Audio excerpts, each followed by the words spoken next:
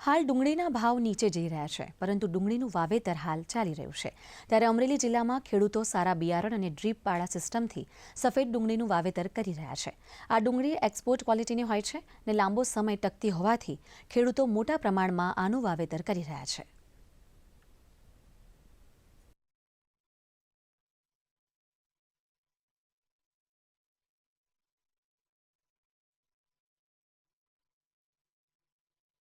ભાઈ વાછાણી કે જેઓ હાલમાં બુધેલથી ડુંગળી સફેદ મંગાવી અને પોતાના ખેતર ઉપર વાવેતર કરેલ છે અને એમાંથી તે સારું બિયારણ ઉત્પાદન કરવાના છે, જેના કારણે આજુબાજુના ખેડૂતોને સારું બિયારણ મળશે અને ખૂબ સારી આવક કરી રહ્યા છે। ટપક પદ્ધતિનો ઉપયોગ કરે છે।